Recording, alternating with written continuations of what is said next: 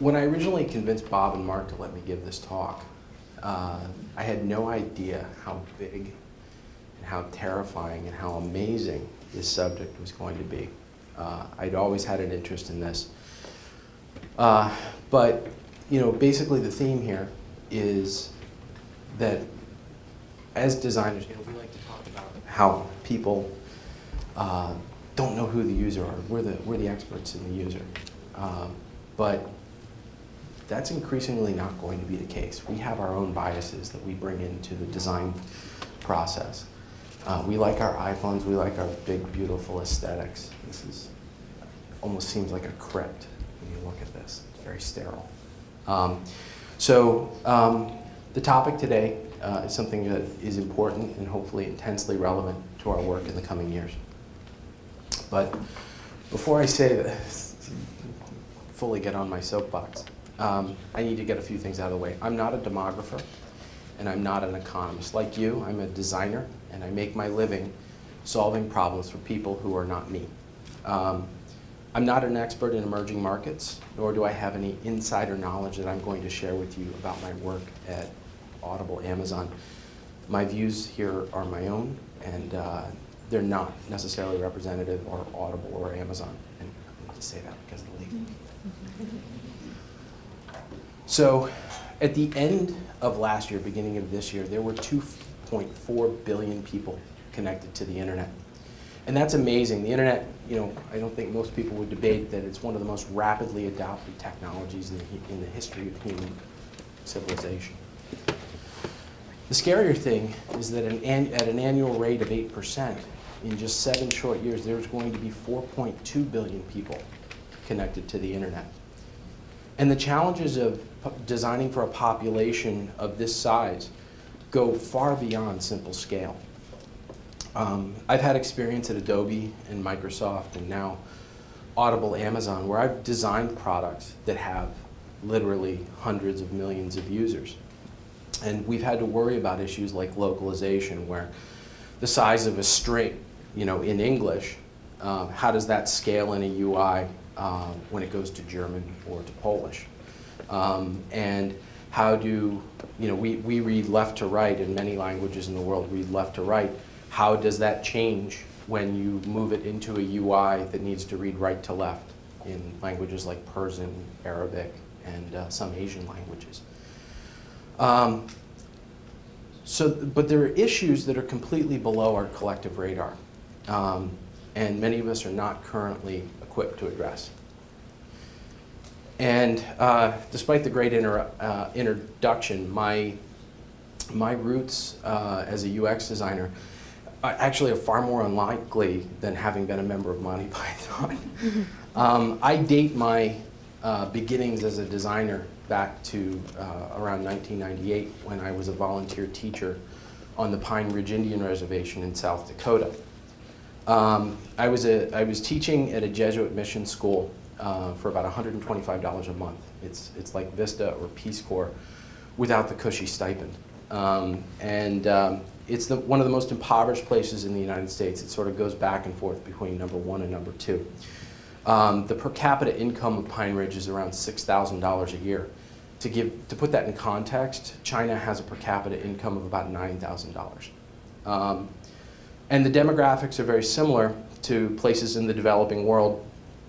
It was extremely remote. It was about 60 miles to the nearest town with a grocery store, and about 100 miles from the nearest town, or nearest small city. It has entrenched poverty, violent crime, political corruption, substance abuse issues, and a legacy of cultural domination. 80% of the people there are unemployed. 49% and 61% of children live below the federal poverty line. Infant mortality is 5 times the national average. It has the lowest life expectancy of any place in the Western Hemisphere, save Haiti. And one of the things that I saw in working with my students is how culture was already shaping how they saw themselves. Many dressed and sort of tried to behave like stereotypical Latino gangsters from LA, because they were the only other brown people that they saw in the movies and TV and music that they liked. And yeah, we had Crips and gangster disciples on the reservation. It was like taking the worst ghetto you could possibly imagine and putting it in the middle of a prairie. I taught photography and multimedia, and when I started there, I had a 50-year-old leaky darkroom with 2 or 3 cameras for sections of 15 or 20 students, and an old, antiquated old Mac Quadra. It was, but in 18 months, I raised money from friends and family and sort of begged, borrowing, and stealing, with different equipment. And I put together a state-of-the-art, at the time, multimedia classroom with, a handful of iMacs and Mac G3s, and we were teaching digital photography, darkroom photography, video editing on iMovie and first version of Final Cut Pro, web design and Flash animation, and it was staying just a few weeks ahead of the kids, right? And in a place where 20% of the homes don't have running water or phone lines, we were introducing broadband to the schools. And we were covering local politics on video for the school. Like, we were doing topics on corruption and so forth, elections and so forth. So I saw how what I was teaching was making a difference and shaping the stories these kids told about themselves, because I was putting tools in their hands that allowed them to shape their own narratives. I was able to witness in a very acute way the symbiotic relationship between technology and culture. And so that kind of brings us to the central tenet, is that technology and culture are symbiotic. Culture drives user needs. User needs drive adoption. Adoption changes culture, and then culture in turn changes the way that technology gets developed and implemented to meet new emerging user needs. The emerging opportunities for the next 2 billion users will be driven by 3 factors: demographics, education, and culture. So, as a designer that's primarily worked product side for large companies, working in large-scale products, this shift in demographics is very exciting and terrifying at the same time. I wonder how much that I think I know now about how users behave and what motivates them and what they understand. My heuristic expertise is going to be completely irrelevant in just a few years. Will we be those guys at the Detroit Auto Show in the 1970s that are scoffing at new products that are coming from other markets? And this is the original Honda, I think. Big boats, these tiny little things. It's meeting a different set of user needs and a different aesthetic. And if you haven't read this article in the New Yorker from earlier this year, it's an amazing article. And it's sort of, it's a fascinating take on technologists who believe they can change the world. I happen to be one of them. But it's a cautionary tale, and Packer's story hits on some very uncomfortable and inescapable truths about the Valley specifically, but also about those of us who design experiences and businesses from a top, looking down from a top Maslow's hierarchy. It suddenly occurs to me that the hottest startups in technology are solving all the problems of being 20 years old with cash in hand, because that's who thinks them up. So let's talk about us. I'm here giving this presentation to my peers, so let's talk about who the user is for this presentation. We're among the first billion users on the internet, right? We're the early adopters, and we are multi-device. We have iPads and iPhones and laptops. We're primarily based in urban and suburban areas. We're well-educated and wealthy from a global comparison. The emerging wave of 2 billion users are going to be making their first connections on a mobile phone. They are urban or very remote. They're rural. They have low levels of education, and they are from poor or emerging markets. Every successful disruption starts by turning a paradigm on its head. And this is the majority of the next 2 billion users. So how will this change what we design? The new wave of users is going to dwarf Western-centric audiences very, very quickly. And in the next 30 years, for the last 30 years, we've been designing for the same populations and cultural contexts, primarily Western, well-educated, and wealthy. But out of respect for the cultures and communities I'm going to be comparing, I'm going to try to avoid words like developing or developed world or literate or illiterate. I want to speak in terms of agency. High agency users, regardless of their cultural or national origin, share commonalities in terms of education, wealth, and technical sophistication. Low agency users are more generally technology neophytes. They're poor, their educational backgrounds and opportunities are more modest. Nearly every country we're going to talk about has a mix of high and low agency users, but especially China and India. So let's not sort of pigeonhole exactly who we're talking about here. China has the largest population on the internet with 546 million users, but they only have 42% market penetration. The Chinese government has a national initiative to roll out broadband to the entire country by 2020 with gigabit Ethernet connections to all the homes in their major cities. India has 137 million users with only 11% of the population participating on the web. 100 million of those users are primarily mobile and account for 500 million app downloads every month. Indian users juggle multiple SIM cards and multiple devices with different pay-as-you-go carriers, which allows them to shop for the best values for specific use cases such as wireless data, voice, and SMS. And this is changing the design of mobile devices so that you can use multiple SIM cards at a time. In many markets with unreliable electrical grids or limited access to power, users carry multiple devices, perhaps a feature phone with better battery life, and then a smartphone for their apps and sort of those sorts of use cases. And they use multiple prepaid SIM cards and juggle the airtime between devices. Saudi Arabia leads the world in YouTube engagement. 50% of its population is under the age of 30 years old, and they are accessing content banned by state-controlled media, including political satire and educational content for women. The Middle East is an odd mix of high and low agency, comparatively high wealth, but extremely impoverished in terms of access to uncensored information, education, and personal liberty. As an example, Iranian internet participation grew by 205% last year. And Africa, to me, by far, is the most interesting case. We'll get to Africa in a few minutes, but Africa will have over 800 million people with mobile subscriptions by the end of 2015. And I'm being intentionally, their first connections will be on a computer like this or something like it. And I'm being intentionally provocative here. A Windows phone? Come on, Trip. We know you worked at Microsoft, but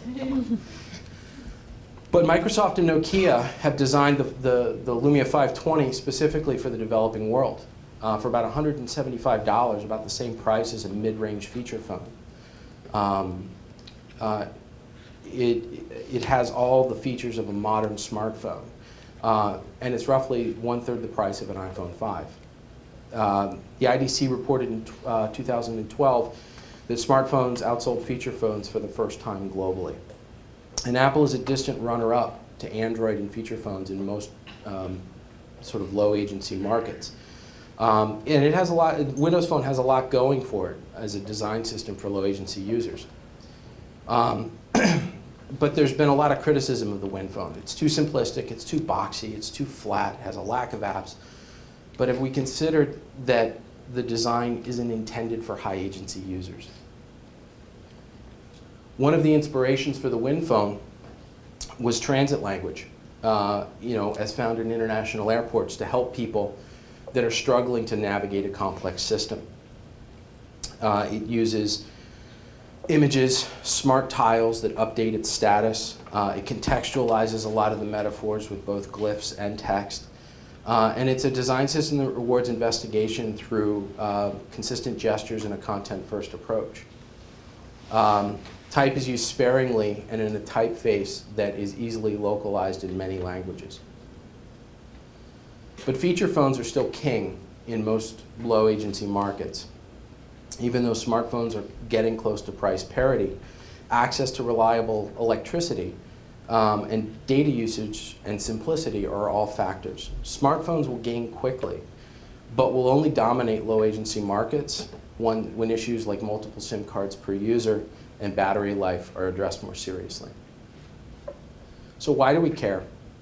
Why does this matter to UX? We've all seen these sorts of stats covered ad nauseum in tech press and in even the mainstream press. Because more than ever, their lives are not like ours. We are not the user.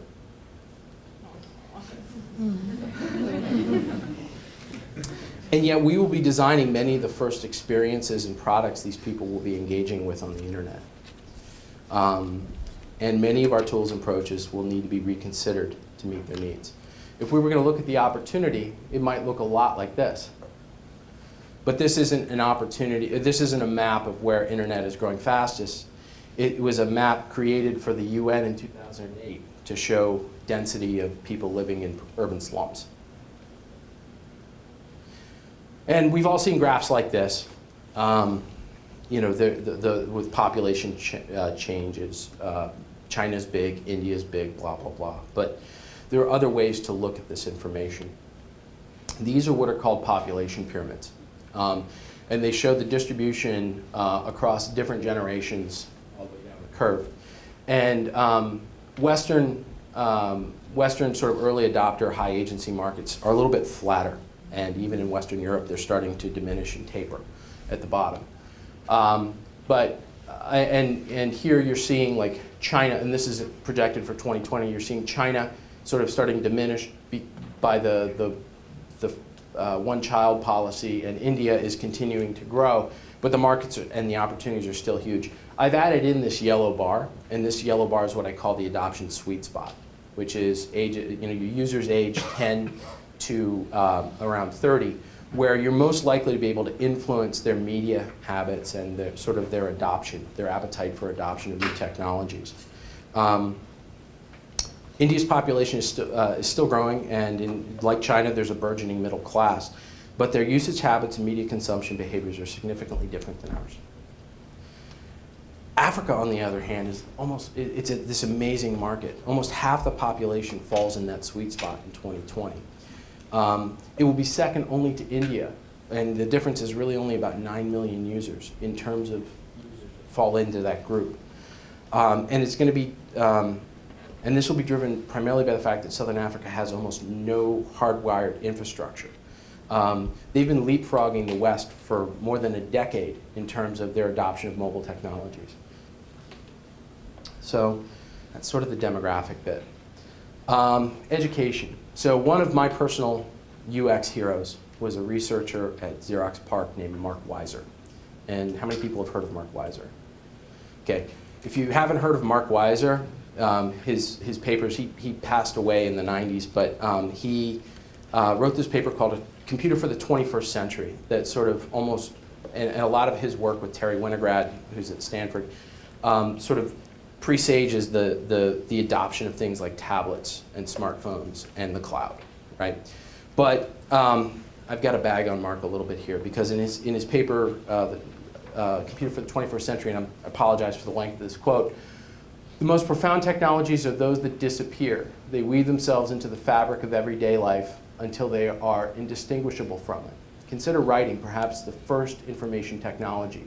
The ability to capture a symbolic representation of spoken language for long-term storage freed information from the limits of individual memory. Today, this technology is ubiquitous in industrialized countries. Not only do books, magazines, and newspapers convey written information, but so do street signs, billboards, shop signs, and even graffiti. Candy wrappers are covered in writing.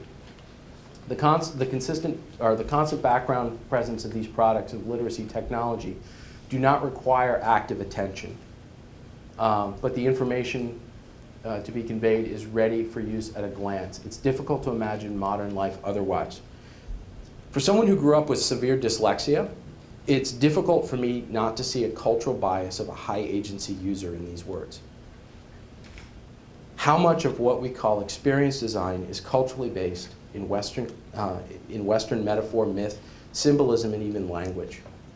UX has been dominated, except for perhaps China and Japan, by primarily Western high agency users. There's only a couple more of these. So these are really interesting education pyramids. This looks at sort of high agency markets, and it shows population and level of education. And they're, the vast majority of the population have at least secondary education and a great deal of tertiary education, college and graduate school. And these are, but you can see that the opportunities here are much lower, right, in terms of the total scale of population. However, Africa has a very different look and feel. The red are people with no education. And these are the two largest populations by nation in Africa, Nigeria and Ethiopia, and this is sort of projecting out to 2020. There's going to be challenges here. But the good news is that it wasn't so long ago, only 1990, that India and China looked a lot like this. So what is literacy? Literacy encompasses more than just reading and writing. It's letters, it's characters, it's numbers, it's concepts, and it's cultural references.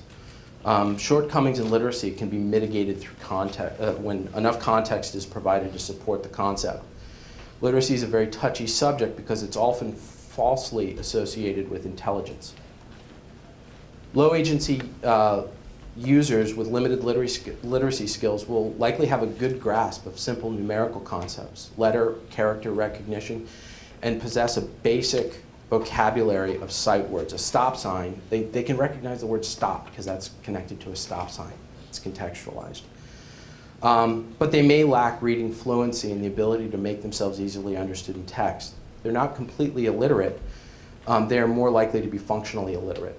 And so we look at some of our most ubiquitous experiences, and you see how much they depend on text.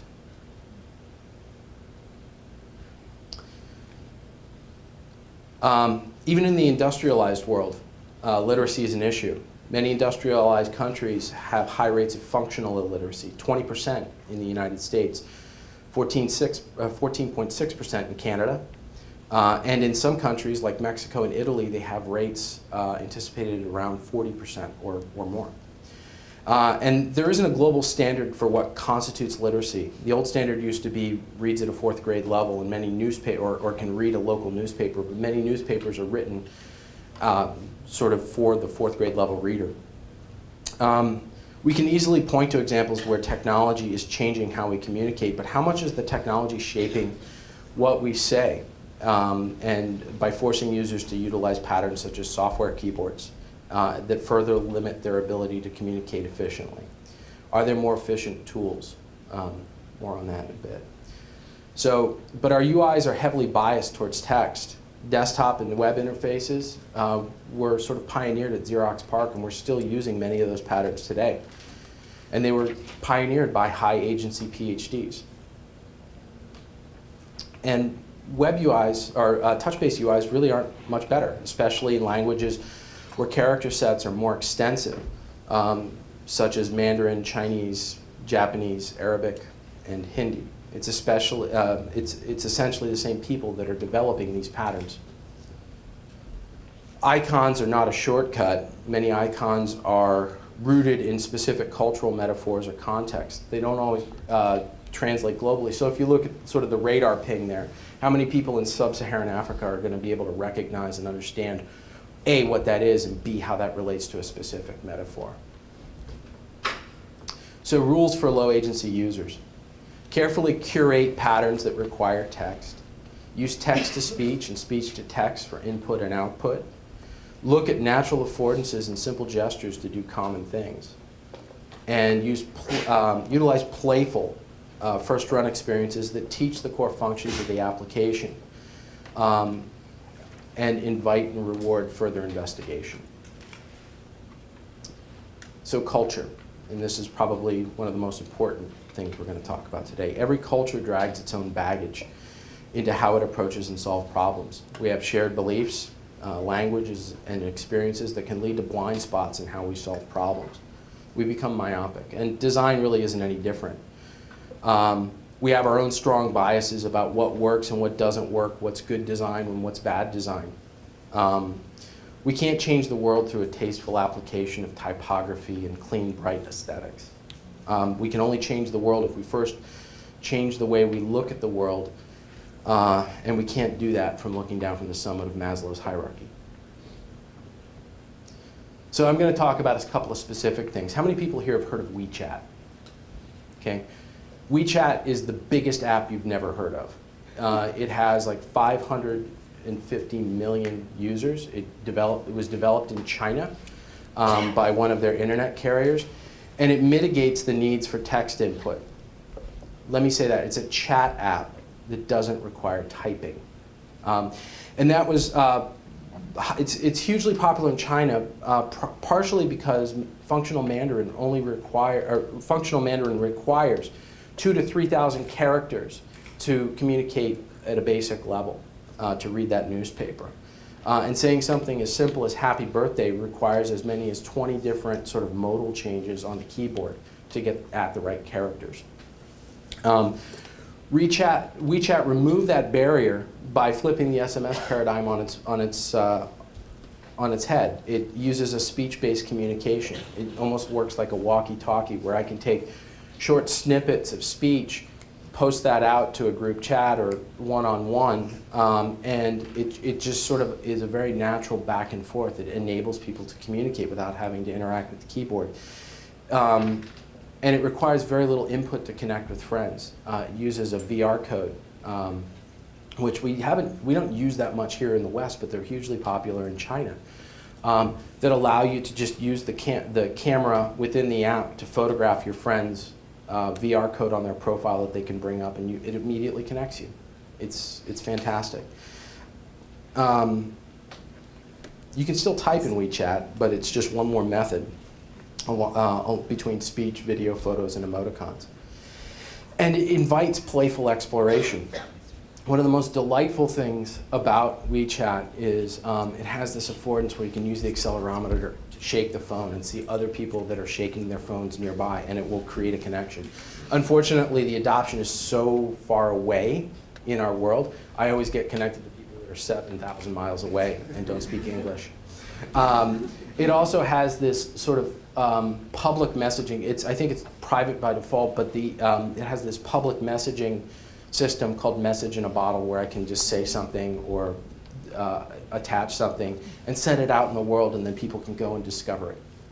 It's very playful. And here's an example of sort of the VR code for a profile and all of the different media types that you can put into the chat window. But it becomes a killer app for low agency users because it removes barriers for full participation in personal messaging.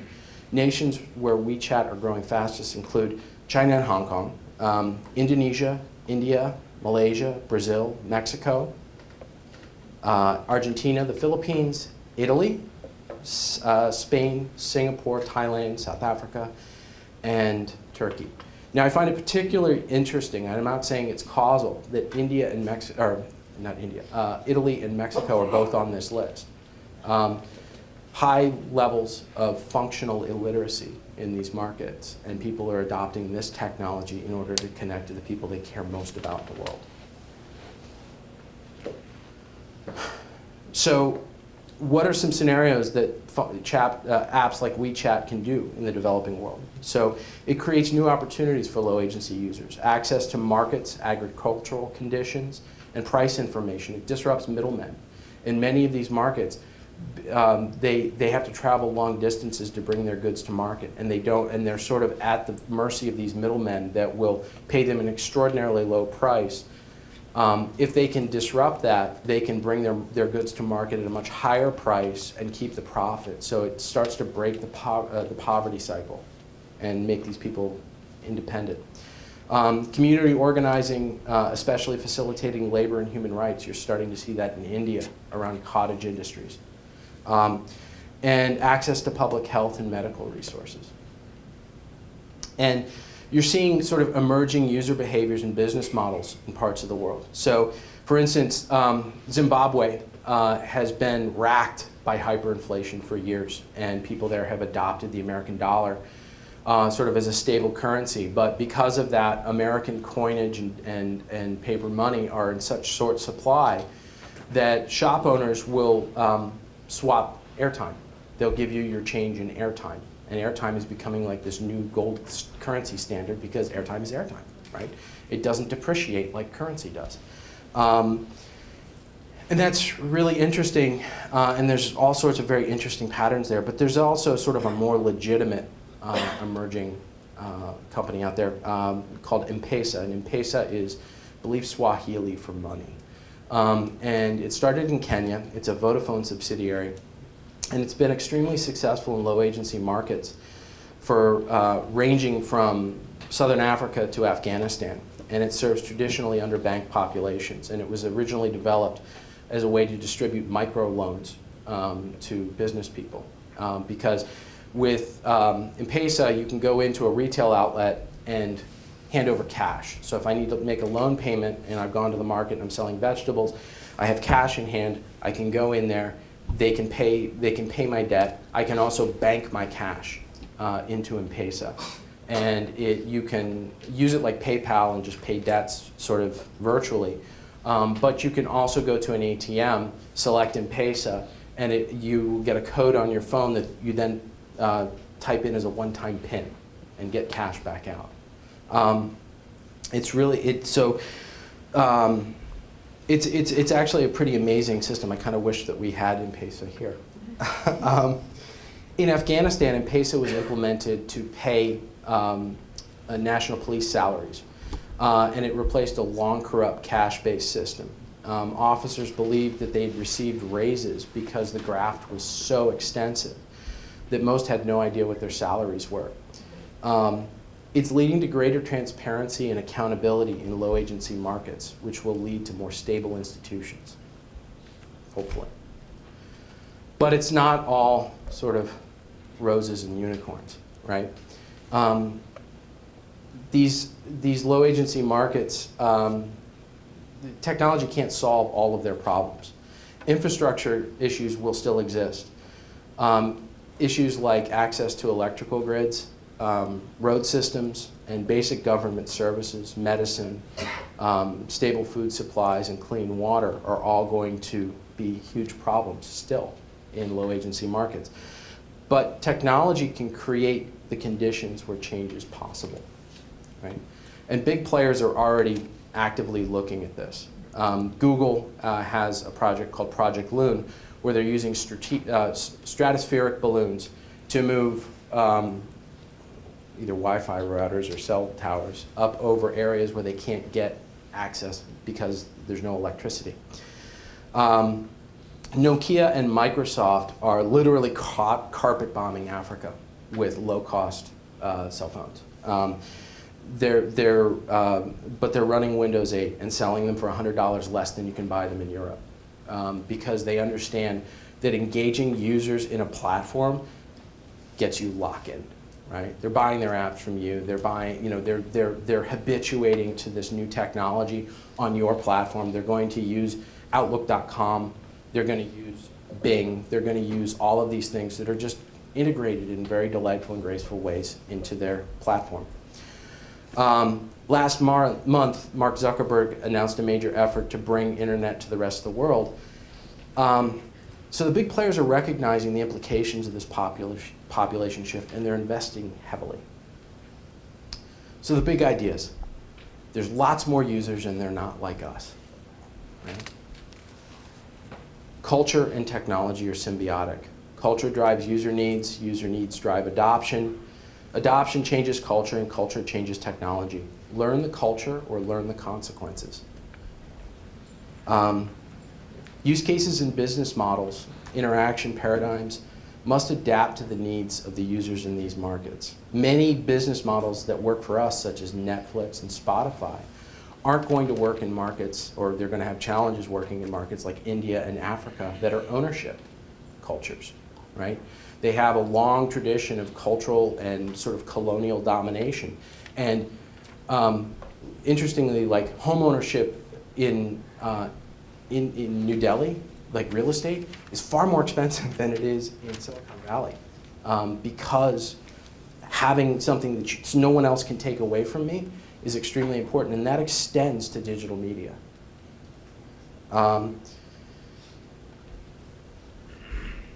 Carefully curate text.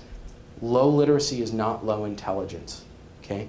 Functionally illiterate users have a solid grasp of numbers, sight words, metaphors, and respond naturally to pictures. If we're willing, they're willing to learn through play and investigation, just like the rest of us. Don't tell your users how to use an experience, show them. And rethink affordances. Our job as experienced designers is to enable users to meet their needs and achieve their goals and to keep it simple. Don't force your users to think about the system, okay? Don't require them to read to learn how to use the app. The device has the devices have more senses than we do. They have a camera, a microphone, they have gestures and haptic feedback. They can determine orientation and velocity through the accelerometer. They use position in terms of GPS that can contextualize the relationships around them, the people that they care about, the places that they care about, their proximity to other things. Use them all and encourage and reward play and investigation. And literacy isn't an impediment to opportunity. Let's focus on making experiences transparent. Weiser was onto something important when he said that the best technologies become indistinguishable, right? We just need to think about what's the next technology or the next interaction that becomes indistinguishable that doesn't require literacy, right? Create layers of content within the experience. Text, numbers, pictures, animations and audio and gestures all contextualize concepts and make them accessible. Focus on empowering your users to do things they thought they were never capable of doing. We can't solve the challenges in this part of the world, but we can give them the tools to make change possible. So I have about 4 minutes left, and I definitely want to open it for questions, but there is a video. This is actually a technology that I worked on, and I just want to set up this video clip. We have a technology at Audible called Immersion Reading, and it's part of a service called Whisper Sync for Voice, where if you own the Kindle ebook and you own the Audible audiobook, we can synchronize your position in that book to the millisecond, right? Which enables two really interesting scenarios. One is that I can read on my Kindle, I can hop in my car, plug in my iPhone, and pick up the story exactly where I left off and listen to a human narrate it to me, right? The performance, the emotional, it's more than just about the text. Increasingly, the book is becoming about the synchronization file that holds all that context together. A book is about ideas, it's not about text. Right? But for low agency markets, we can, on a device, highlight word for word, right? So I'm not saying that literacy and helping people to be more effective and to learn how to read isn't important, but it shouldn't be a prerequisite, right? So we can do the word for word highlighting, which text and language together start reinforcing things like sight words. There's multiple ways to learn how to read, and as a dyslexic, I know this better than most, right? There's simple phonics, but somebody that reaches reading fluency actually can, they start recognizing sight words. They're not sounding out every word along the way, right? So there's an incredible opportunity. So this next clip is about sort of immersion reading. On the Kindle Fire HD, your book will come alive as never before. Chapter 1, Friday, April 8th. Dr. Jonassen was woken by a nurse. Introducing Immersion Reading, a dynamic new way to experience your book. He was on the night shift in the ER at Sahlgrenska Hospital in Göteborg. It had been a strenuous. Read and listen to the professionally narrated audiobook as you follow along with the highlighted text. After you buy your next Immersion Reading enabled Kindle book, simply add the professional narration. It's also great for enjoying a captivating reading experience with your children. Immersion Reading from Amazon and Audible. only on the Kindle Fire HD. So it's kind of cool, and we're still trying to, like, I gotta buy the book twice, you know, like we're still working out some of the kinks, right? But what an amazing freaking opportunity to change the lives of lots of people. We're shipping for first world scenarios, but the technology is the technology. What kind of new products and services and ways of engaging with, you're not the only one, experiences and literature that wouldn't be possible otherwise. So, thanks.